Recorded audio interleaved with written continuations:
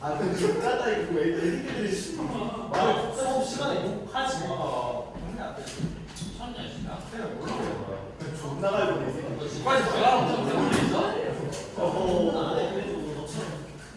이게 컨텐츠가 수업 들어가겠습니다. 하시고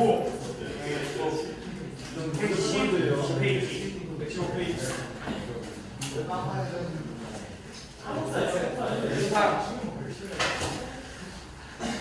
우리 끝내야 되거든.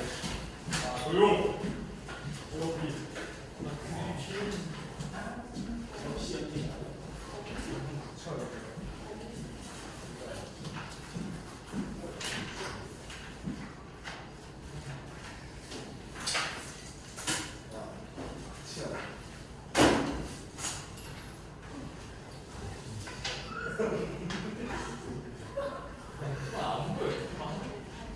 보자. 저기 115페이지에서 봐야 될 게 그 합리적 선택의 한계 간단하게 좀 놓치면 되거든.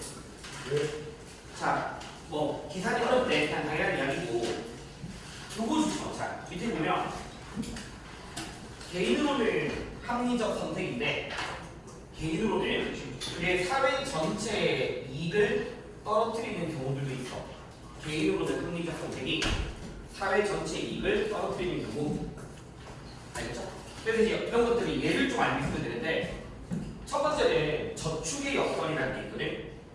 그래서 저축의 역설은 뭐냐면 제일 간단한 얘기라 개인으로는 소비하는 거랑 저축 중에 뭐가 더 합리적이니? 저축이죠. 근데 모든 사람들이 저축만 해버리면 그렇지 경제가 위축된다. 이게 저축의 역설이니까 다른 말로는 절약의 역설이라고 표현을 하니까 이런 것들 알고 있으면 되고 그 다음에 공유지의 비율도 좀 주름쳐놔. 이건 이따가 배울 거니까 알겠죠? 일단 이렇게 두 가지 정도를 좀 알고 있어주고 그 다음 밑에 외우세요. 이거 무조건 한 문제는 나오거든. 이번에 보시면 내가 진짜 타인을 의식한 비합리적 소비 3개 외우자. 이거 외워야 돼. 밴드웨건 효과는 다른 말로 뭐라고 해? 다른 말로 외워야 돼. 오케이. 편승 효과 밴드웨건 같은 말 편승 효과 뭐 따라가는 거니? 유행 알겠죠? 유행 따라가는 거 편승 밴드웨건 그 다음에 스노브 효과는 속물 효과라고도 표현하거든. 근데 이건 뭐냐면 가격이 비싸든 안 비싸든 그게 중요한 게 아니라 남들이 안 사는 거 한정판 좀 홍대병 그렇지 홍대병 느낌 알겠죠? 한정판 거의 1시간 늦게 오라니까 그래 공부하고 있어 어디 가려고 어디 가려고 한정판 알겠죠? 국물 효과 그다음에 배불 넣은 효과 맛이 그러니까 뭐 사는 거 40% 명동 40% 맞죠? 이런 것들을 알고 있으면 되고 그 중에서 얘들아 배불리 효과는 요거 한 개만 더 알고 있자. 일반적으로 얘들아 수요 법칙에 따르면 가격이 오르면 수요량이 떨어지죠. 근데 이거 같은 경우에는 가격이 오르면 오히려 뭐가 증가한다? 수요량이 증가한다. 그래서 수요 법칙의 예외라고 좀 알고 있으면 돼요. 수요 법칙의 예외.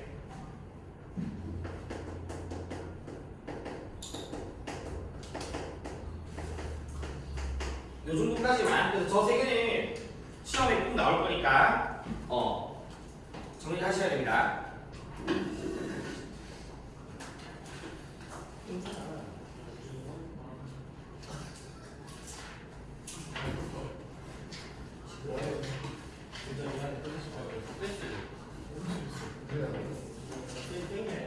자 일단 요 정도에 놓고 얘들아 그 다음에 밑에 엄청 중요한 거 시장 실패 엄청 중요해. 그래서 얘들아 시장에 맡겼더니 문제가 생긴 거야. 그리고 다른 말로 시장에서 비효율적인 자원의 분배가 일어난 거야. 그러니까 원래 시장에 맡기면 효율적으로 자원이 분배되는데 시장에 맡겼더니 문제가 생긴 거예요. 그래서 시장 실패라고 보고 세 가지거든. 세 가지. 그래서 첫 번째는 시장에 맡겼더니 원래 시장이라는 공간은 완전한 경쟁이 이루어져야 되거든. 그런데 몇몇 요인들로 인해서 불완전한 경쟁이 보인대. 그래서 이 불완전 경쟁의 가장 대표적인 사례가 독점이나 과점 시장들을 말해요. 알겠죠? 독점이나 과점 시장. 다시 시장은 전제 생산자들, 공급자들, 수요자들 다 자유로운 경쟁이 이루어져야 돼. 그런데 저런 독과점 시장은 당연히 공급자의 지위나 권력이 높은 편이니 낮은 편이니 높은 편이죠. 원래 가격이라는 거는 공급자와 수요자 간의 자유로운 경쟁을 통해서 이루어져야 하는데 독과점 시장은 이 독과점 기업들이 인위적으로 가격을 조정하기도 하고 인위적으로 생산량을 조절하기도 해. 알겠죠? 그러다 보니까 비효율적인 분배가 보이거든. 그래서 일반적으로 가격은 일반적인 시장에 비해서 높게 나타나는 편이니 낮게 나타나는 편이니 가격은 높게 나타나는 편이다. 알겠죠? 가격은 왜냐면 실력밖에 안 되니까. 또 어쨌든 간에 자기가 파는 물건의 희소성을 유지해야 될 거 아니야. 그래서 가격을 높게 하거나 또는 생산량을 늘리는 편일까 오히려 줄이는 편일까? 줄이는 편인 거야. 알겠죠? 그래서 이상적인 시장에 비해서 가격은 높은 편이고 생산량은 낮은 편이야. 이런 것들이 비효율적인 배분이라고 부르는 거고, 특히 얘들아 너희 기억해야 될 거. 독점이랑 과점의 뜻은 뭔지 알죠? 네. 맞죠? 독점이랑 과점의 뜻은 뭔지 아니까 특히 소수의 공급자가 존재하는 게 무슨 시장이야? 과점이죠. 그리고 이 과점에서 나타나는 불법 행위 두 글자 담합. 알겠죠? 이 담합 행위가 불법이고 이 담합 행위로 경쟁 자체를 되게 제한하기도 해. 왜 그러냐면 너희가 왜 교복 시장, 교복이 대표적인 과점 시장이죠. 맞죠? 그래서 우리 때도 그렇고 지금도 그렇고 아마 두 가지 정도가 메인이잖아. 스마트랑 아이비 정도가. 근데 만약에 동계 교복 가격이 뭐 예를 들어서 33만 원, 32만 원이라고 가정하면 이 기업들은 한 30년 넘게 교복을 만들었거든. 그치? 근데 만약에 새로운 기업이 우리도 교복 만들래라고 들었어. 그래서 이 기업이 홍보를 우리는 좋은 원단을 쓴대. 근데 얘네들은 이제 막 시장에 들어왔으니까 얘네만큼 노하우도 없고 공장도 많이 없단 말이야. 그러다 보니까 어쩔 수 없이 가격을 한 35만 원 정도 책정을 했던 거야. 그럼 어떤 일이 생기냐? 요 기업들이 담합을 해서 일제히 가격을 뭐 해버리겠니? 떨어뜨려버려. 당장의 손해가 발생하더라고. 그러면 일제히 가격을 떨어뜨려서 막 30만 원, 29만 원 이렇게까지 내려버리면 아무리 이 기업이 파는 제품이 좋다 하더라도 이거 사겠니 안 사겠니? 안 사. 그러니까 자연스럽게 이 기업이 또 없어지게 되는 거야. 알겠죠? 이런 식으로 담합행위를 통해서 경쟁을 제한하는 모습이 보이기도 해. 알겠죠? 이건 불법입니다. 근데 담합이 꼭 저런 것뿐만 아니라 되게 많아. 자기들끼리 가격을 일괄적으로 정해버리는 것도 담합이고, 아니면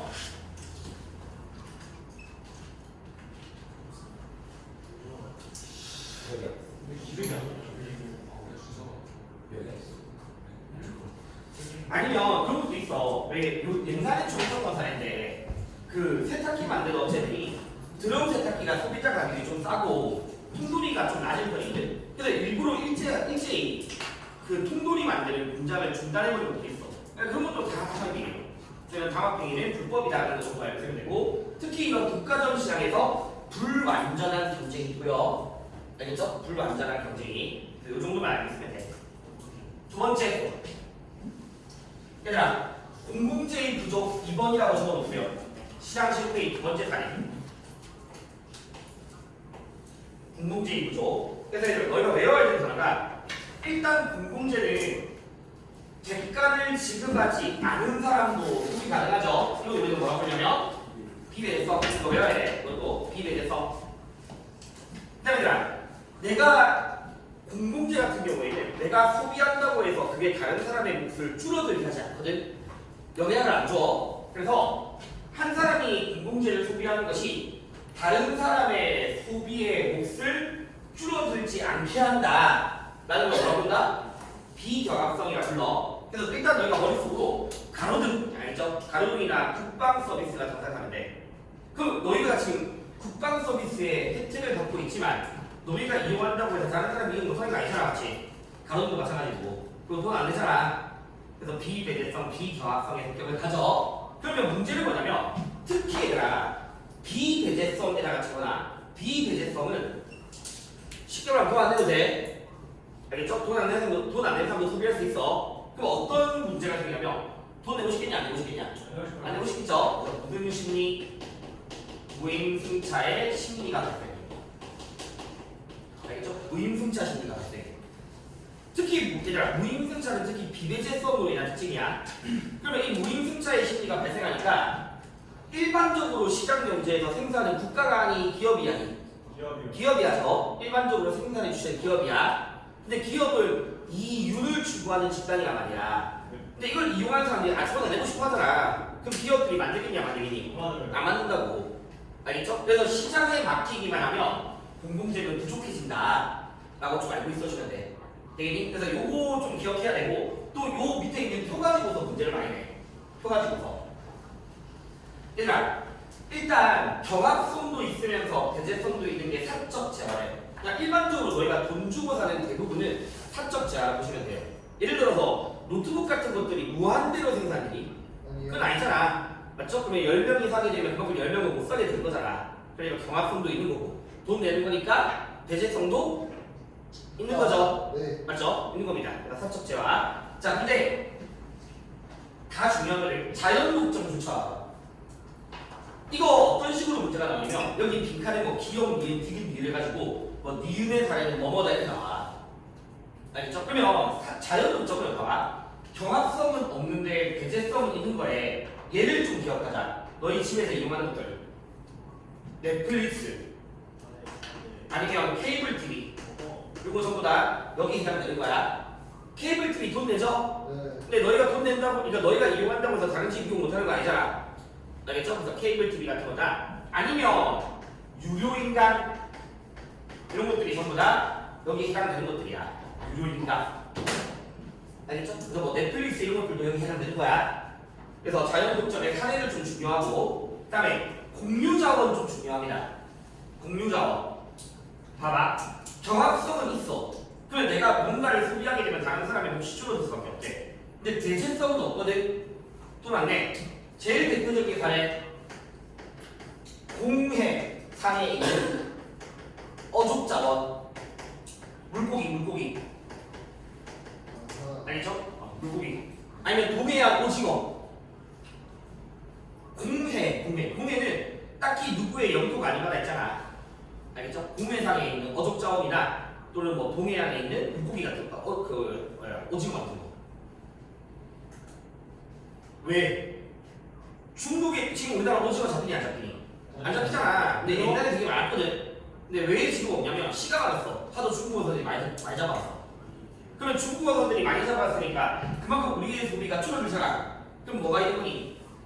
경합성은 있고 근데 돈 안 내잖아. 네. 알겠죠? 그래서 배제성은 아. 경합성은 있지만 배제성은 없다. 네.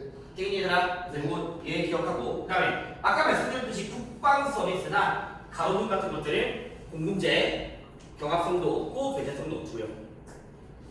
그래서 이렇게 네 가지로 물어보기도 하고 아니면 도로로 내기도 하거든. 근데 도로 중에서 막힌다 안 막힌다는 경합성이냐 배제성이냐? 경합성이에요. 막힌다 안 막힌다는. 평소에도 막히는 도로라면 내가 차를 가지고 가면 그만큼 다른 사람이 제한이 되잖아. 그래서 경합성이 있다 없다로 나뉘는 거고 유료냐 무료 도로냐에 따라서는 뭐의 차이? 배제성의 차이야. 알겠죠? 배제성이 있다 없다에 따라 나뉘니까 이렇게 알고 있으면 돼. 그래서 일단 다시 시장에 막히게 되면 공공재는 부족해진다. 특히 무임승차의 심리가 발생하는데 무임승차는 비배제성 때문이야 비경합성 때문이야? 비배제성 때문이야. 알겠죠? 주로 비배제성으로 인해서 발생하는 거야. 자 그냥 세 번째 외부효과 별표. 알겠죠? 외부효과도 별표. 외부효과 가지고서 외부효과 가지고서 그래프보다 더 없다 했지? 그래프 외부경제 그래프보다 더 없죠? 오케이. 외부효과 중요하다. 자 주죠. 자 어떤 행동이 제3자에게 의도하지 않은 혜택 또는 손해. 혜택의 동그라미 손해의 동그라미. 자 내가 일반적으로 누군가한테 혜택을 주면 당연히 그 사람은 뭘 받아야 돼? 대가를 받아야겠죠. 네. 내가 누군가에게 손을 입혔으면 당연히 거기다 대가를 치러야 되지. 근데 외부 효과는 혜택이나 손해를 주지만 거기에 대해서 보상이 있다 없다? 없다. 그때 발생해. 이까지 기억해야 돼. 보상이 있으면 더 이상 외부 경제가 아니야. 외부 효과가 아니야. 그래서 보상이 없을 때 발생하는 건데, 얘들아, 혜택 위에다 적어놓자. 외부 경제라 그래. 알겠죠? 외부 경제. 혜택을 주는 게 외부 경제야. 그 다음에 손해를 입히는 거 뭐라 불러? 오케이, 외부 불경제. 외부 불경제. 자, 다시 왼쪽에다가 간단하게 좀 적어볼게. 외부 효과에 대해서 다시 한번 간단하게 적읍시다. 외부 경제라는 게 있고, 그러면 외부 경제는 의도하지 않게 뭘 주는 거다? 혜택을 주는 거야. 다른 말로는 긍정적 외부 효과라고 불러. 긍정적 외부 효과. 그 다음에 외부 불경제는 당연히 부정적 외부 효과라고 불러. 얘들아, 그럼 일단 외부 경제의 사례로서 제일 많이 나오는 것들이 있어. 주로 많이 나오는 것들. 과소원, 그렇지. 또 양봉업자랑 과소원 학교에서 이야기하지. 양봉업자랑 과소원. 아니면 뭐 있냐? 되게 많아. 예방접종 같은 것들도 외부 경제에 해당되거든. 예방접종. 아니면 정원에 나무 심기. 정원에다가 나무 심기. 알겠죠? 자, 그럼 봐봐. 내가 마당에 있는 집이 있는데 이 마당에 내가 취미로 관상용 큰 나무를 사서 꽂았어. 되게 비싼 나무를. 요즘 막 이런 거 거의 한 6, 7만 원, 6, 7천 원 하거든요. 이런 5천만 원짜리 나무를 심었어. 내 돈 들여서. 그랬더니 한여름에 마을 어르신들이 이 그늘에 앉아서 쉬고 계신 거야. 의도하지 않게 뭘 준 거니? 혜택을 준 거죠. 이걸 준 거잖아. 그렇다고 이제 이 어르신들이 와서 돈 주질 않잖아. 알겠죠? 그래서 이제 이것도 외부 경제의 사례인 거야. 근데 이게 왜 문제야? 어쨌든 시장 실패예요. 그럼 어떻게 생각하냐면, 다시 얘들아, 이상적으로 봤을 때는 사회 전체의 나무가 많을수록 좋아, 적을수록 좋아? 많을수록 좋죠? 이건 내가 돈 내는 거잖아. 알겠지? 그러면 이상적인 측면에 대해, 즉 최적 상태에 대해, 최적 상태에 대해서, 알겠죠? 최적 상태에 대해서 많은 편이니 작은 편이니 적다라는 거야. 알겠죠? 이상적인 상태에 비해서 과소 생산 또는 과소 소비의 문제가 발생하는 거야. 작아서 문제야. 작아서 문제. 이익을 주는 거지만 작아서 문제거든. 다시 예방접종, 예를 들어서 독감이 유행해서 내가 2, 3만 원 주고 예방접종을 맞았어. 그럼 난 적어도 나 때문에 너희들이 감기 걸리진 않을 거 아니야. 의도하지 않게 이익을 주는 거잖아. 만약 얘들아, 근데 사회 전체적으로 봤을 때는 이 사회 모든 사람들이 예방접종 맞는 게 좋아, 맞는 게 좋아? 맞는 게 좋잖아, 진짜 상태는. 근데 결국에는 2, 3만 원 주고 맞아야 되는 거야, 자기 돈을 들여서. 그러면 사회가 원하는 가장 이상적인 상태에 비해서는 많은 편이야, 적은 편이야? 적게 된다고 얘들아. 과소 생산, 과소 소비의 문제가 발생한다고. 알겠니? 알겠니 얘들아? 전기차 타는 것도 외부 효과야, 외부 경제야. 왜냐면 예를 들어서 내가 휘발유차에서 전기차를 타면 그만큼 친환경적이잖아. 의도하지 않게 이익을 주는 거잖아. 근데 그 기관 자체가 전기차가 훨씬 복잡하다 보니까 가격대가 비싸다고. 그러면 일반적인 사람이 예를 들어서 한 500만 원, 600만 원 가량 차이 나는 걸 굳이 사느냐 안 사느냐? 안 살려고 하겠죠. 그래서 사회가 원하는 양에 비해서는 작아서 문제가 된다라고 좀 기억하면 되고, 그 다음에 외부 불경제의 대표적인 사례 뭐라고 배웠니? 간접흡연. 알겠죠? 간접흡연이 외부 불경제고, 아니면 공장에서 폐수를 방류하는 것도 외부 불경제가 되는 거야. 외부 불경제가. 자, 그러면 봐봐. 자, 강이 있는데 강 상류가 있고 하류가 있어. 그래서 강 상류에 상류에 공장이 있고 하류에 마을 사람들이 있는데, 야, 이 공장에서 오염 물질 정화 처리 시설을 설치하지 않은 상태에서 오염물질을 배출했대. 물론 이 사람들이 이 마을 주민들 죽어라고 오염물질을 배출하지 않을 거 아니야. 자기들의 이익을 위해서 배출한 거잖아. 생산비 줄이려고. 근데 결국에는 마을 사람들한테 의도하지 않게 피해를 주죠. 맞죠? 자, 그럼 사회 전체적으로 이 오염물질은 많을수록 좋아, 적을수록 좋아? 적을수록 좋죠? 근데 오염물질을 배출하는 사람들은 그게 자기한테 이익이 되니까 배출을 하는 거잖아. 그러면 사회가 원하는 최적에 비해서 많아서 문제야, 작아서 문제야? 많아서 문제가 되는 거야. 알겠죠? 그래서 외부 불경제는 같은 말 조금 더 최적에 비해 과소야, 과다야? 과다. 알겠죠? 과다. 그래서 간접 표현도 마찬가지입니다. 간접 표현도. 그래서 과소와 과다의 문제다. 여기까지 되겠니 얘들아? 그래서 이렇게 세 가지가 지금 시장 실패인 거야. 자, 그러면 마지막 마무리. 이제 이거에 대한 대책은 이따가 배울 건데 한개만 마지막으로 줘봐. 지금까지 배웠던 시장 실패 3개 또는 4개까지 하자. 4개. 4개. 뭐 있어? 불안경 경쟁, 그다음에 공동체의 구조, 그다음에 외부 경제랑 외부 경제 있잖아. 요 4개 중에서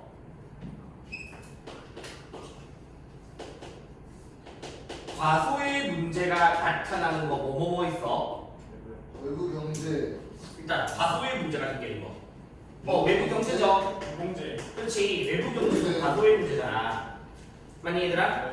공공재도 과소의 문제가 생기는 거죠. 네. 맞죠? 자, 그다음에 제가 아까 불안정 경쟁 시장이 독과점 시장을 이상적인 시장에 비해서 생산량이 많은 편이야, 적은 편이야?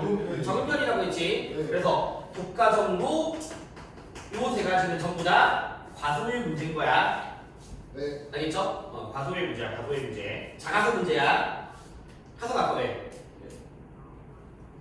아니? 과소의 문제예요. 알겠죠? 네. 독과점 아까 독점은 한 개 기업만, 과점은 소수의 기업들이. 네, 죄송합니다. 오케이. 이거 과소의 문제 이게 구분해놓고. 알겠니 얘들아? 그다음에 이제 이 시장 실패는 결국 대책이 뭡니까? 누구의 계획이야?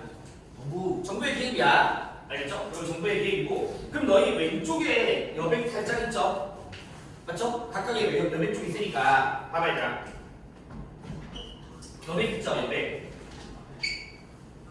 얘들아 바로 불안정 경쟁에 대한 대책. 정부가 독과점 기업들을 뭐 하는 거야? 대책 바로 쳐버려. 규제야, 규제. 알겠죠? 독과점 기업의 정부의 역할인 거야. 그래서 규제, 담합 행위를 규제한다던가 불공정 행위를 규제한다던가 규제하는 게 대책인 거야. 규제. 알겠죠? 규제. 이따가 구체적인 건 다음 페이지 배울 거예요. 뭐 공정거래법, 공정거래위원회 이런 단어이 나올 거야. 알겠니? 한국소비자원 이런 것들 나올 거예요.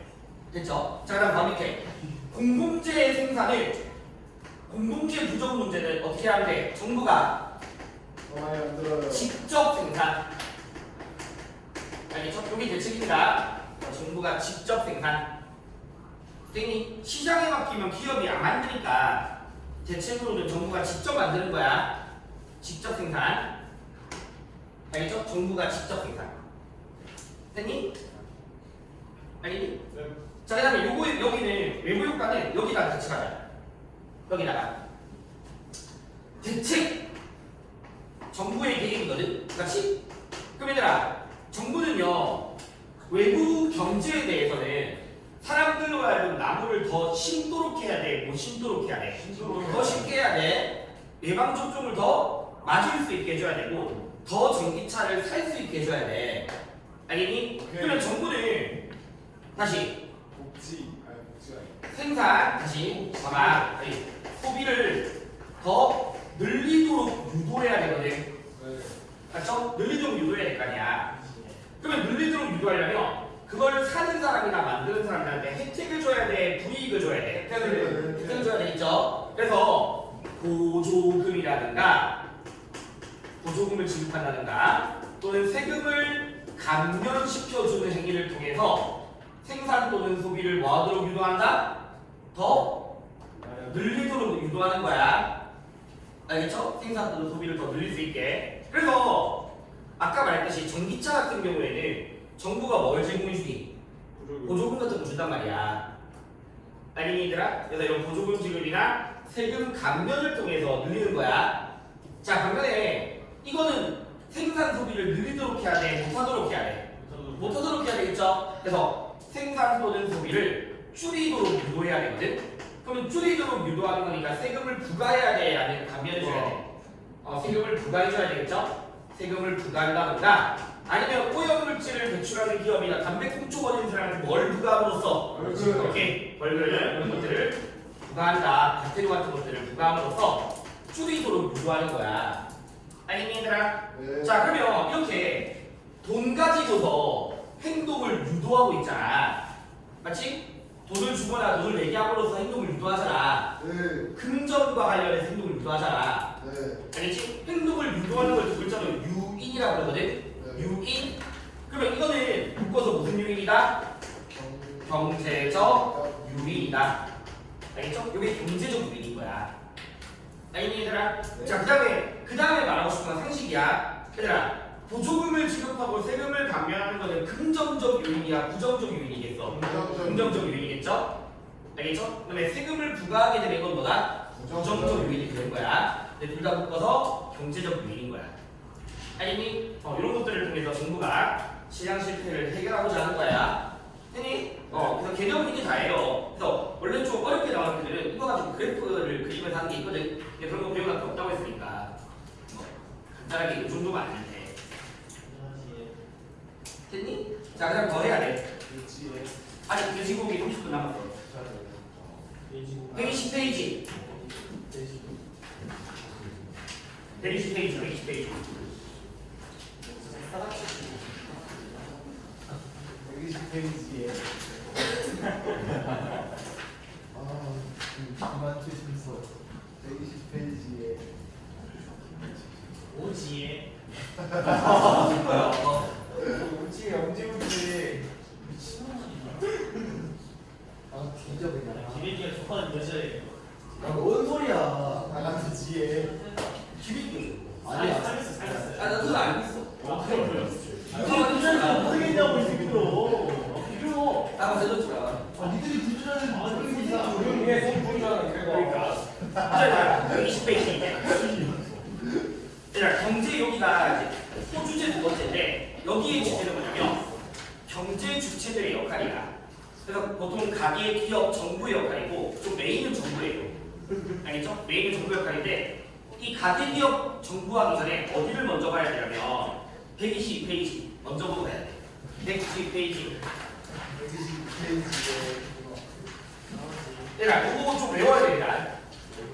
지금 경제활동 주체 표로 나와 있는 거 있죠? 맨 처음에 있는 거. 경제활동 주체 가계, 기업, 정부. 얘들아, 기계가 아니라 가계야, 가계. 좀 바꿔줘. 알겠죠? 기계가 아니라 가게야, 가게. 오해하는 가게. 가게로 좀 바꿔주고. 근데 이거 하기 전에 왼쪽에다가 뭐 하나만 적어놓자.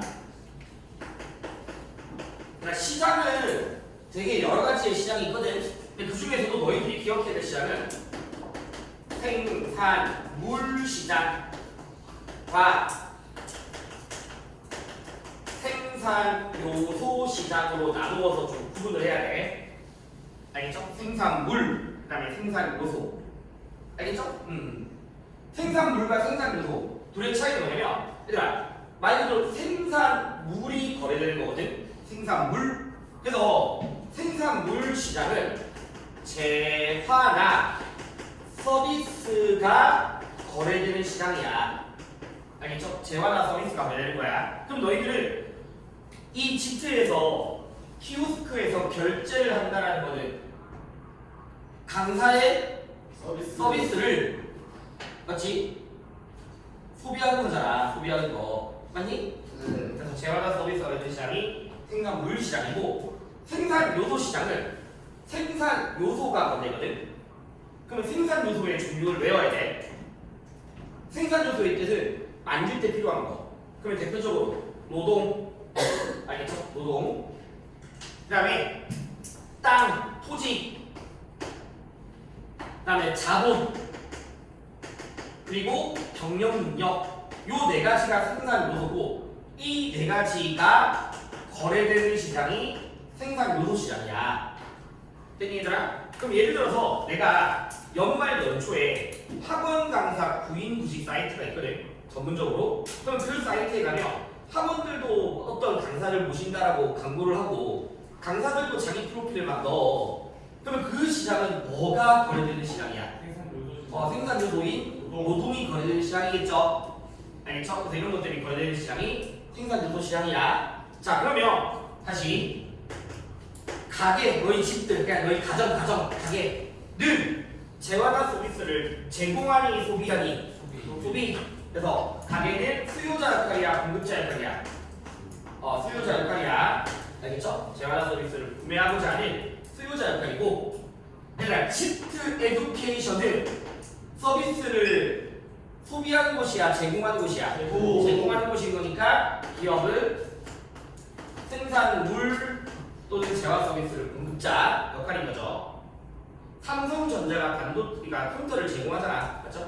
자 그다음에 생산 요소 시장, 얘들아 가게 부모님 생산자가 뭐 제공하시니? 노동력 제공하시죠? 뭐 투자하는 분도 있을 거고 자기 집이 땅이 많아서 땅을 임대하는 분도 있을 거 아니야. 그러면 어쨌든 가게는 생산 요소 시장에서는 공급자야 수요자야? 공급자.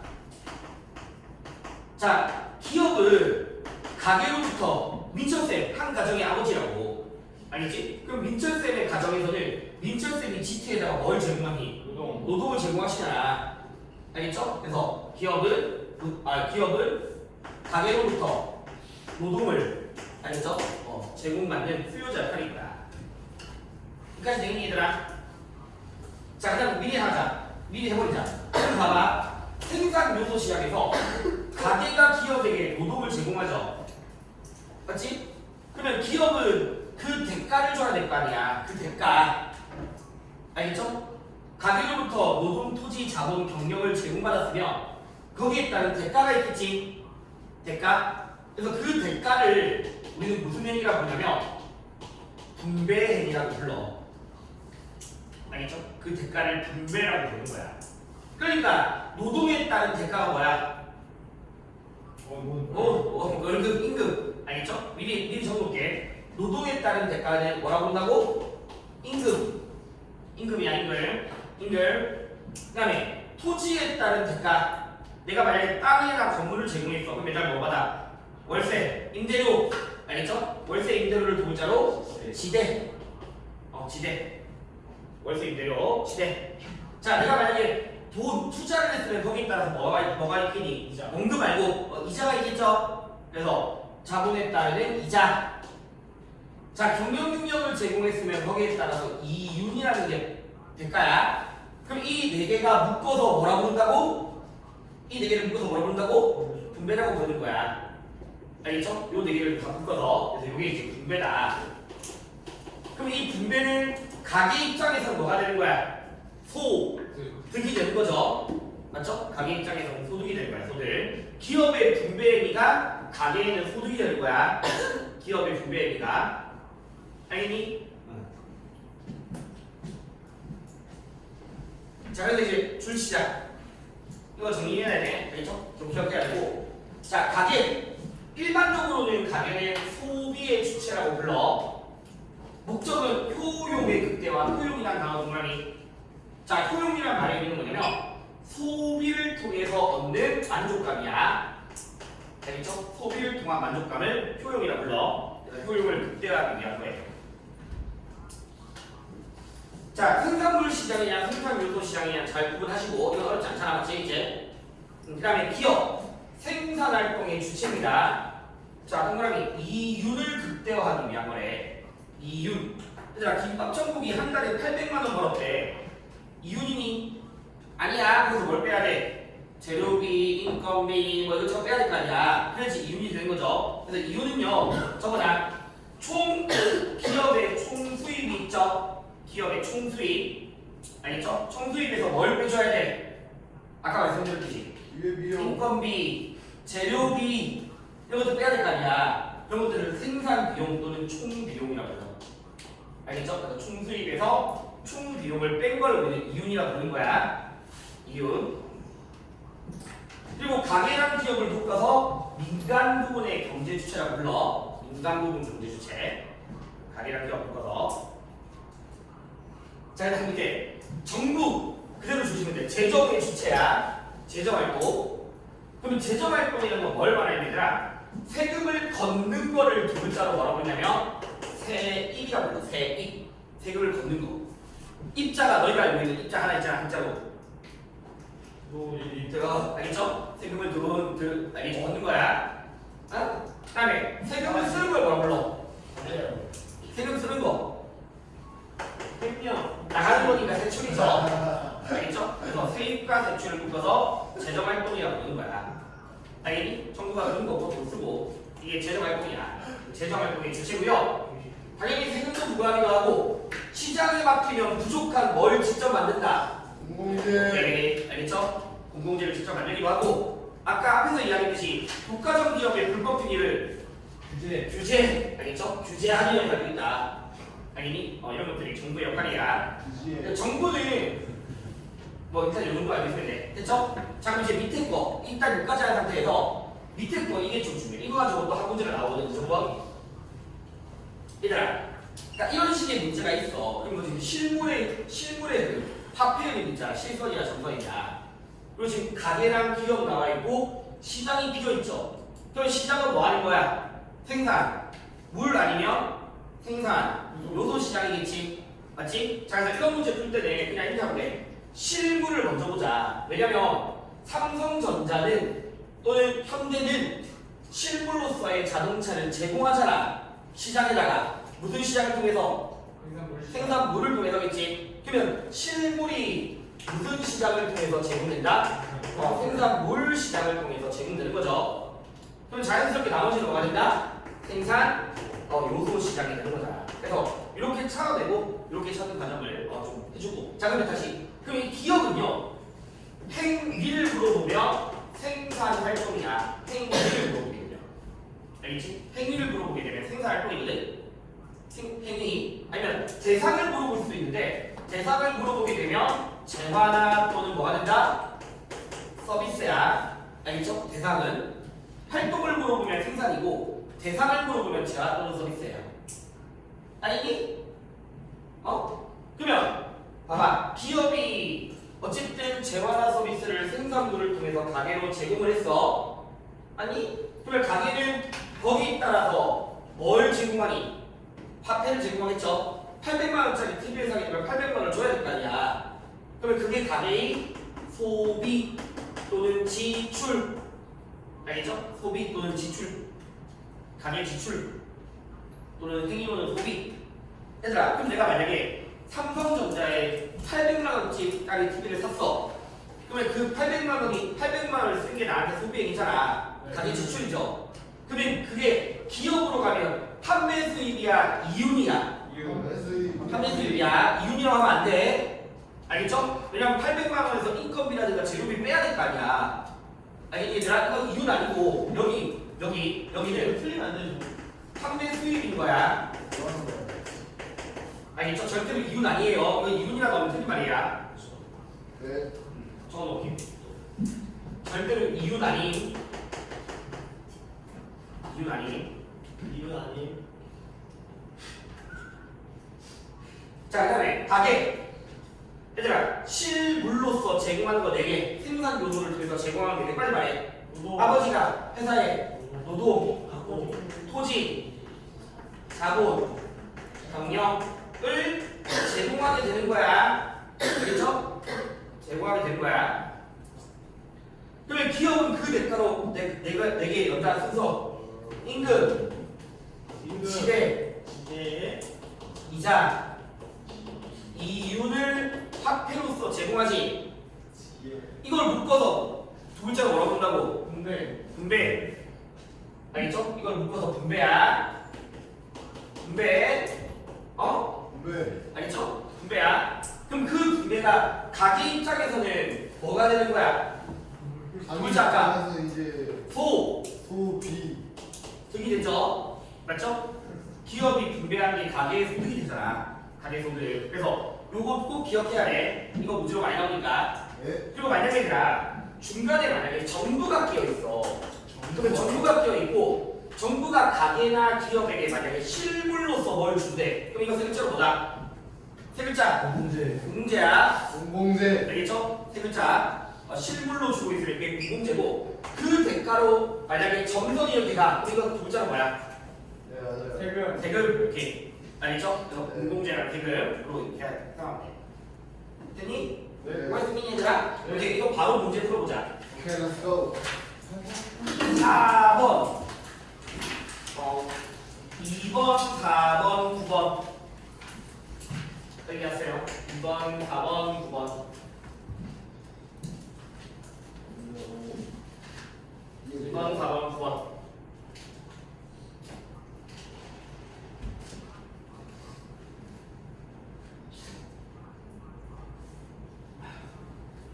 글씨가 잘 안 보이는데 왜? 그래요. 아 그러네. 기자분이지. 기자분이야. 이거 봐. 한 번이야. 이게 어떻게 한 번이야? 한 번이지. 얘들아 세모가 4번의 세모가 뭐냐면 대가를 지급하지 않은 사람도 소비할 수 있다는 그 말이야. 이거 2번이지 이거. 알겠죠? 그리고 네모는 한 사람이 소비한다고 해서 다른 사람이 소비할 수 없이 줄어들지 않는다.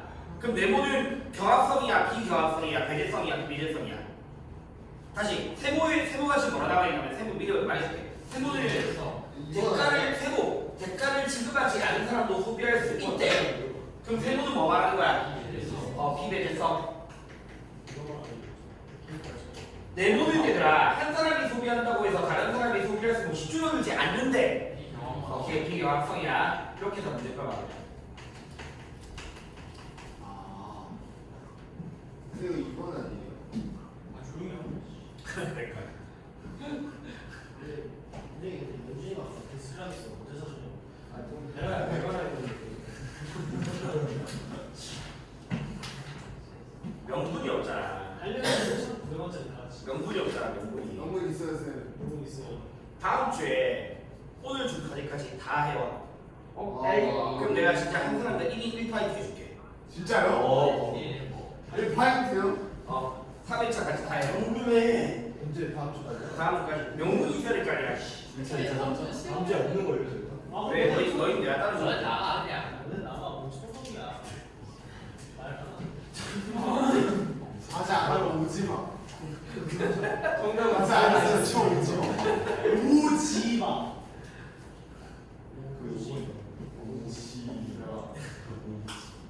쉬운 거지. 근데 이 관절이 계속 이 조준 안 하지. 오지 마라. 너 요새 안 오는 거 아니야? 오지 마.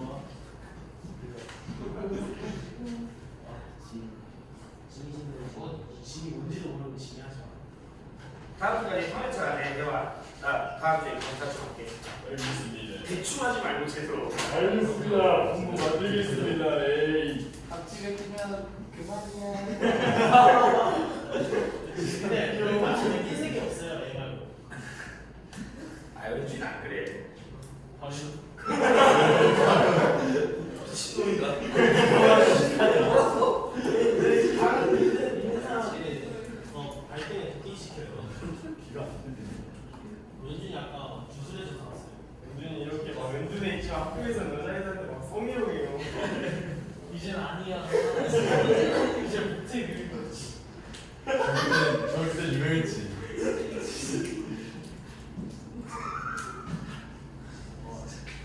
엄마. 그것도 끝나서 이제 안 하는 거예요? 이사부 3개. 2번도. 그 9번이 좀 깨졌는데 실선이 실물의 흐름이고 점선이 화폐의 흐름이에요. 이 정도는 그냥 보이죠? 실선이 실물의 흐름, 점선이 화폐의 흐름.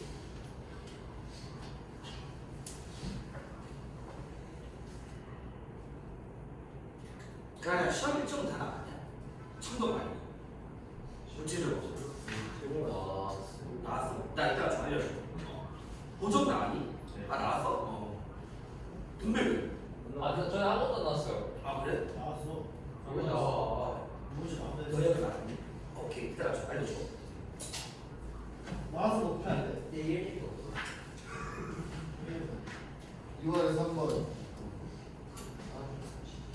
자, 같이 보자. 같이 할게 좀더 있어. 2번.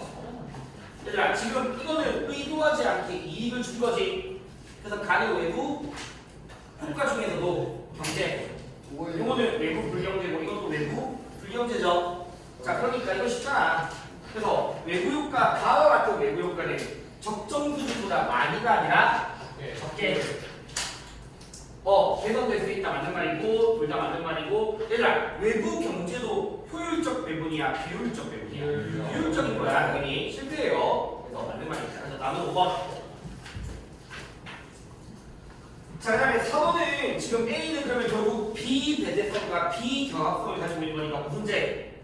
공제. 그러니까 무임승차 공제 맞고 민간 기업이 절대 공급하지 않으려고 할 거고 답은 몇 번이니? 기업과 금융시죠. 어렵지 않죠? 공동제 문제니까. 근데 9번 좀 어려워요. 자, 9번을 조금 생각을 해보자. 얘들아. 봐봐. 자동차를 어차피 둘 다 민간 부분이란 말이야. 경제주체로서. 그럼 아니면 가게하는 기업밖에 없어. 근데 얘들아, 경제주체 A가 구매하면 그건 소비인데 B가 구매하면 투자래. 얘들아, 렌터카 회사가 자동차를 타는 건 소비야 투자야? 투자죠. 그러면 B가 뭐가 된다? 기업. 아니죠? B가 기업일 거야. 렌터카 회사가 자동차 구입이잖아. 그럼 투자니까 기업이고 A는 가게. 이거 이제 다 됐죠? 얘들아, 지금 A가 가게고 B가 기업이니까 가는 일단 기업을 위주로 먼저 보자. 나 보시자. 기업이 실물을 제공하고 있으니까 생산물. 그럼 여기가 생산 요소죠. 그래서 다 주겠습니다. 자, 그러면 바로 기업. 아까 우리 효용은 뭐에 따른 만족감이라 했니? 돌자.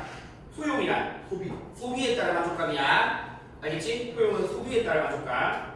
응? 그래서 기업 A는 효용을 추구한다. 그리고 B는 맞죠? 기업 맞는 말이고. 자, 임금은 어디서 결정되니? 아까 노동이 거래되는 생산 요소 시장에서 결정이 되겠죠. 아니? 그래서 가 시장에 포함된다 맞는 말이죠. 그다음에 나 시장, 생산물 시장에서 가게가 공급자로 틀렸지. 그래서 뒤로 틀렸고 니은 기업이 뭐니? 가게가 이건 소비활동이잖아. 소비활동 맞죠? 소비활동인데 A가 생산 요소 구입한다고 말이 안 되죠. 가게가 생산 요소를 구입하진 않잖아. 생산 요소를 구입하는 건 가게가 기업이냐? 기업이잖아. 기업이 생산 요소를 구입하는 거지. 너희 집에서 생산 요소 구입하는 거 아니잖아. 네. 아니 얘들아? 그래서 이해를 틀린 말이야. 자, 앞으로 들어가. 빨리 이제 마무리 거의 다 했어.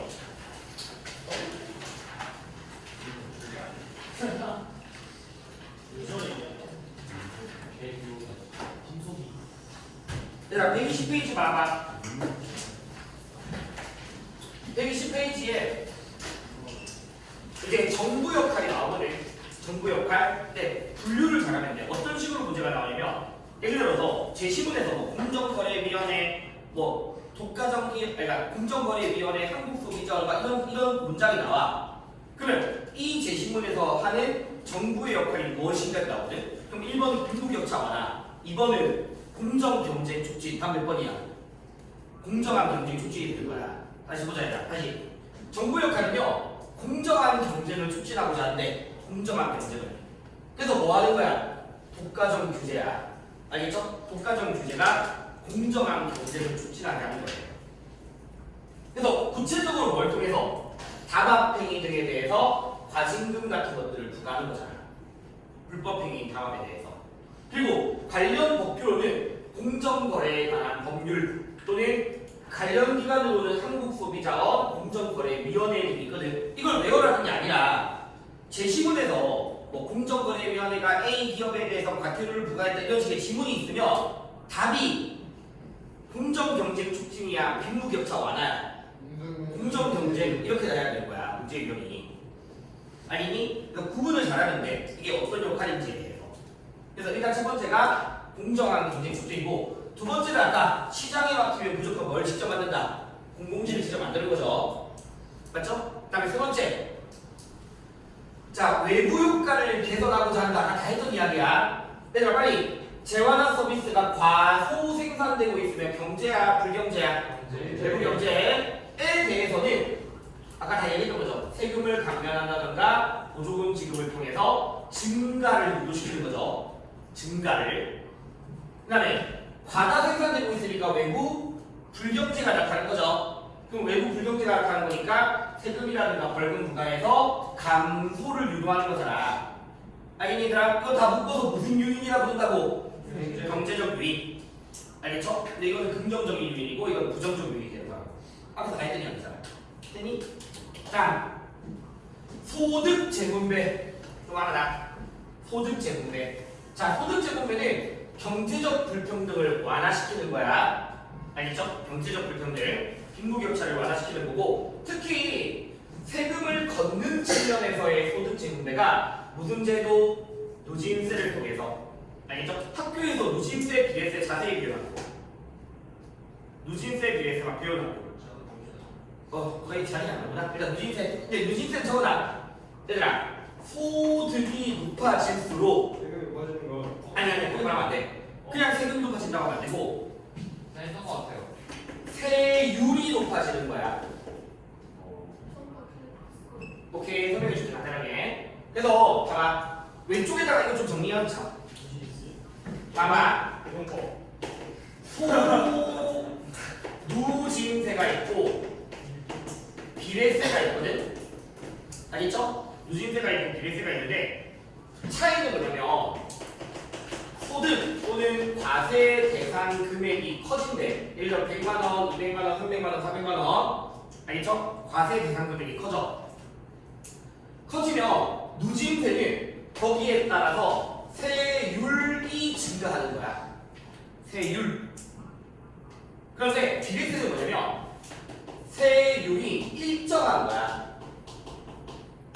일정한 거야.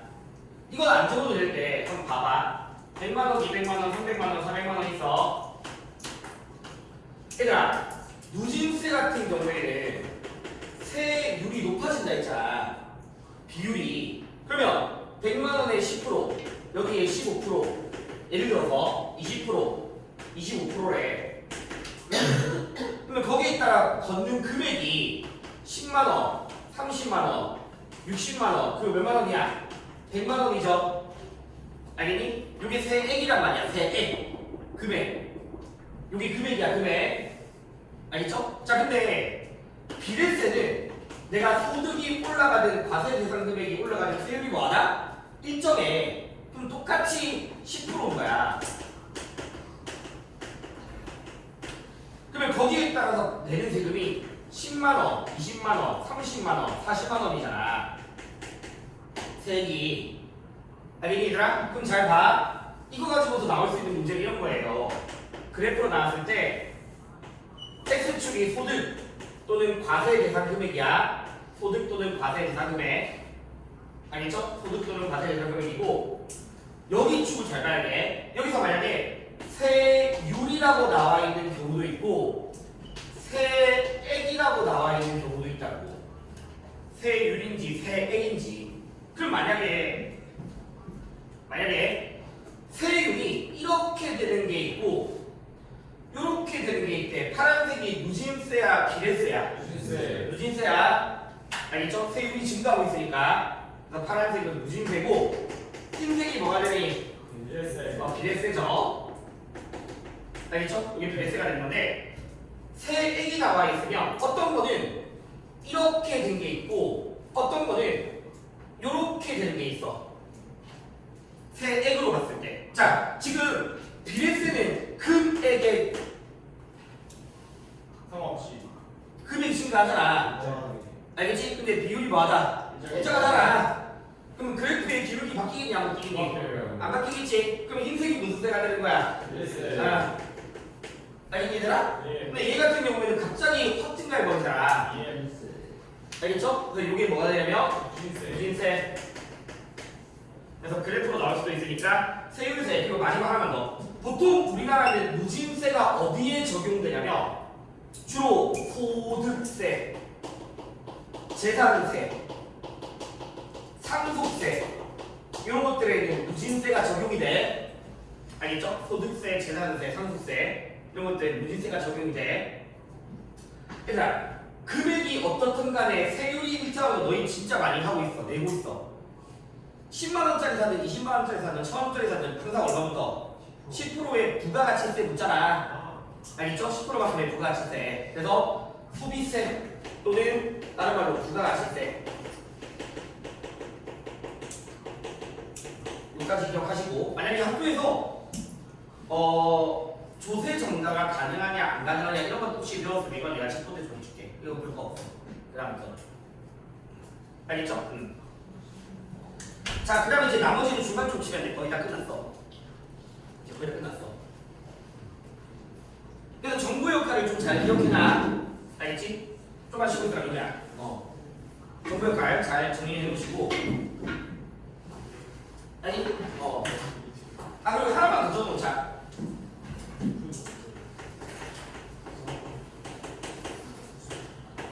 밑에 내가 정보 역할만 더. 급격한 경기 변동을 조절하고자 하는 급격한 경기 변동. 알겠죠? 그래서 예를 들어 두 가지 케이스. 경기가 너무 과열이 되면 안 돼. 너무 과열되면 뭐가 올라가니?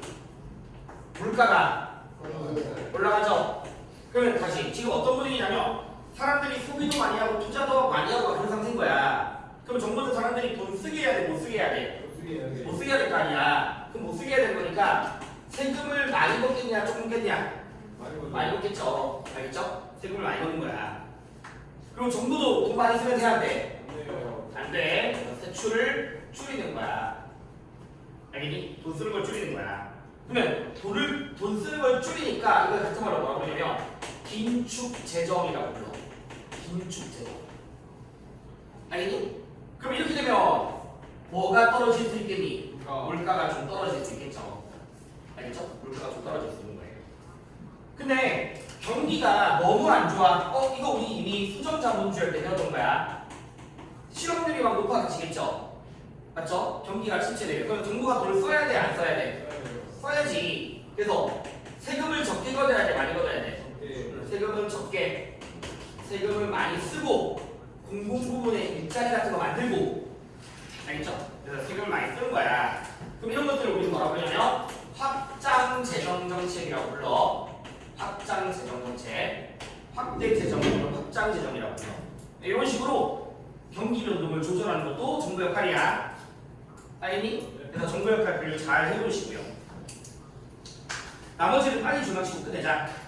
이제 기업의 역할인데 기업의 역할을 크게 볼 만한 게 없거든. 기업을 크게 볼 만한 게 없고, 그다음 밑에 기업가 정신이 줄쳐라. 기업가 정신. 기업가 정신에서 제일 핵심은요. 이거 좋잖아. 혁신이야. 새로운 거 해야 돼. 새로운 거. 알겠죠? 그래서 위험과 불확실성을 무릅쓰고 새로운 걸 하려고 해야 되는 거야. 그래서 새로운 제품을 개발한다든가 새로운 시장을 개척한다든가 그런 것들이 혁신이야. 기업가 정신. 알겠죠? 그 다음에 마지막, 기업을 당연히 사회에 미치는 영향이 크니까 이윤 추구 외에도 그만큼 구성원으로서의 긍정적 영향을 줄 수 있어야 된다. 그래서 뭐 사회 공헌이라든가 아니니 이런 장애인 고용이라든가 친환경적 제품을 생산한다든가, 알겠죠? 이런 역할들이 필요하다라는 게 기업의 사회적 책임이야. 기업의 사회적 책임. 이거 그냥 읽어보시면 되고, 다음 페이지에 너희 외워야 될 거, 이거 외워라. 그 노동자 역할에서 여전히 이거 물어보기도 좀 있거든. 그래서 노동 3권 3가지 기억해놔. 단결권은 노동조합 만들 수 있는 권리고요. 단체 교섭권은 사용자랑 근로조건에 관해 협상할 수 있는 권리.